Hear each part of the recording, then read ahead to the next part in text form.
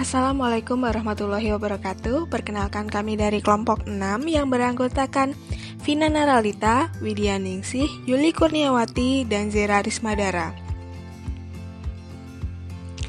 Dalam video ini, kami akan membahas topik 6 terkait isu-isu penyelenggaraan pendidikan dan pembelajaran di sekolah dalam perspektif sosial, budaya, ekonomi, dan politik. Pertama, kita akan mengawalinya dengan membahas terlebih dahulu, apa itu teori Vygotsky. Dalam teorinya, Vygotsky menjelaskan pengetahuan anak diperoleh melalui kegiatan interaksi sosial antara individu dengan individu atau individu dengan kelompok dalam suatu lingkungan. Ada 3 konsep utama dalam pemikiran Vygotsky, yaitu Zone of Proximal Development, MKO atau More Knowledgeable Others, dan Scaffolding. Zone of Proximal Development adalah jarak antara kemampuan aktual dan kemampuan potensial. Kemampuan aktual adalah kemampuan seseorang untuk menyelesaikan tugas atau memecahkan masalah secara mandiri tanpa bantuan orang lain. Sementara itu, kemampuan potensial adalah kemampuan anak dalam menyelesaikan tugas atau memecahkan masalah dengan bantuan orang lain.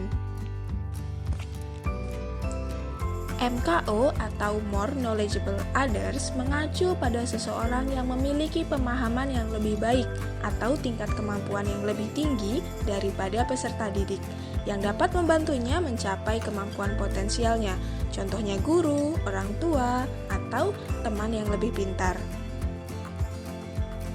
Scaffolding adalah bantuan yang diberikan oleh guru kepada peserta didik untuk mencapai kemampuan potensial. Dari konsep-konsep yang ada pada teori Vygotsky, Zone of Proximal Development adalah konsep yang sangat sulit untuk dipahami dan sering menimbulkan beberapa pertanyaan seperti di mana zonanya? Milik siapa zona tersebut?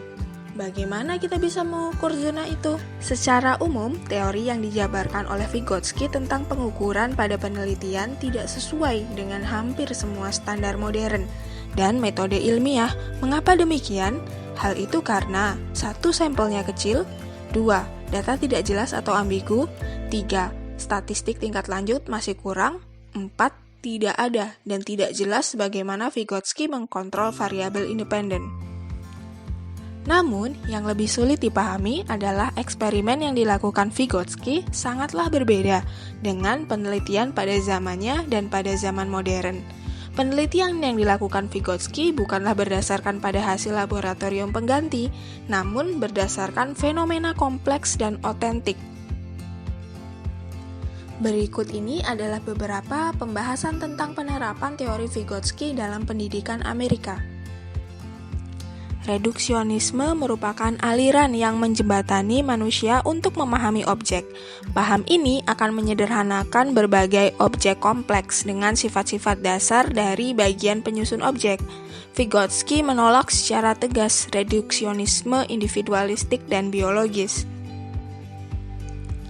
Menurut teori Vygotsky, interaksi sosial yang berperan penting dalam pertumbuhan dan perkembangan anak, bukan genetik, atau bakat atau kemampuan sejak lahir. Inilah mengapa teori dari Vygotsky bertentangan dengan teori dari Piaget. Dekontekstualisasi adalah jarak waktu yang memisahkan pembaca teks dengan teks yang ditelitinya, sebagai tidak adanya kemungkinan pembaca bertanya secara langsung tentang teks yang ditelitinya. Mengapa dalam teori Vygotsky pembaca dapat merasakan dekontekstualisasi? Ada 3 alasan yang menjadi penyebabnya. 1. Ideologi dan politik. 2. Kurang referensi. Dan yang ketiga, budaya komunikasi tingkat rendah. 1. Ideologi dan politik, yaitu masalah hubungan Vygotsky dengan Marxisme. Seperti yang kita ketahui, Marxisme adalah dasar pemikiran dari komunisme, sementara Amerika menganut liberalisme. 2. Kurang referensi. Referensi dalam penelitian adalah sesuatu yang sangat penting dan menjadi acuan yang sangat penting. Namun, Vygotsky tidak mencantumkan teks referensi yang dianggap tidak hanya tidak relevan namun juga salah. Hal ini mungkin karena penelitian Vygotsky memang sangat revolusioner pada zamannya. Budaya komunikasi tingkat rendah di Amerika. Berbeda dengan Rusia yang memiliki komunikasi tingkat tinggi, Amerika memiliki komunikasi tingkat rendah. Komunikasi tingkat rendah adalah komunikasi yang jelas dan singkat, dan hubungan individunya cenderung pendek. Vygotsky dan multikulturalism. Kata budaya sering sekali muncul dalam teori Vygotsky dan teori praktik pendidikan modern lainnya. Hal ini pun menimbulkan pertanyaan, apakah Vygotsky menggunakan istilah budaya dengan cara yang sama seperti yang kita gunakan saat ini? Apakah dia benar-benar seorang multikulturalis atau setidaknya pendahulunya? Apakah dia benar-benar tertarik pada budaya dan perbedaan budaya? Untuk membuktikan hubungan Vygotsky dan multikulturalism, perlu dibahas dua hal, yaitu 1. Marxisme dan relativitas budaya. 2. Keadaan politik dan ideologis tertentu di Rusia selama masa Vygotsky. Hubungan teoritis umum antara Marxisme dan relativitas budaya. Relativitas budaya adalah pandangan bahwa tidak ada budaya yang lebih unggul atau superior dari budaya lain saat membandingkan sistem moralitas, hukum, politik, dan lain-lain. Gagasan filosofis bahwa semua kepercayaan budaya sama-sama valid dan kebenaran itu sendiri bersifat relatif, tergantung pada lingkungan budaya. Lalu bagaimana pandangan relativitas budaya pada Marxisme?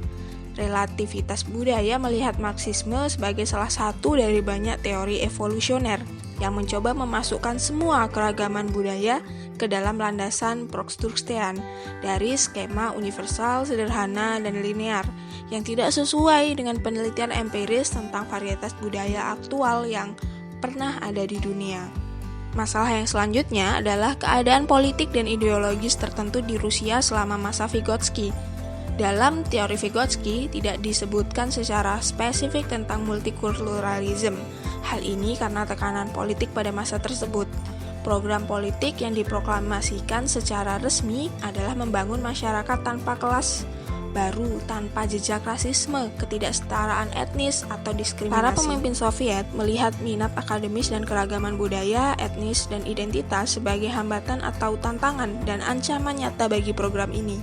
Inilah sebabnya mulai tahun 1920-an, istilah budaya menjadi kurang populer dan jarang digunakan dalam psikologi, pendidikan, dan humaniora.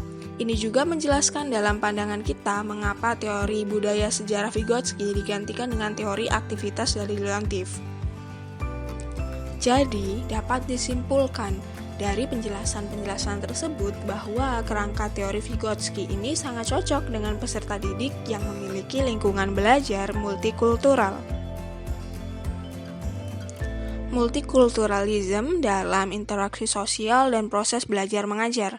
Dalam interaksi sosial interpersonal, apakah terjadi secara multikultural atau hanya terbatas pada kebudayaan khusus atau kebudayaan yang sama? Ternyata keduanya terjadi dalam kehidupan. Budaya dibagi menjadi dua, yaitu kolektif dan individualis. Budaya kolektif salah satunya diterapkan oleh Rusia. Dalam budaya kolektif cenderung berorientasi jangka panjang. Maksudnya, orang-orang dalam budaya ini hidup bersama dan menjaga hubungan interpersonal satu sama lain dengan melakukan komunikasi tingkat tinggi. Dalam pembelajaran budaya kolektif, banyak menerapkan pembelajaran kooperatif. Sementara itu, budaya individualis salah satunya diterapkan di Amerika. Hubungan interpersonalnya cenderung pendek.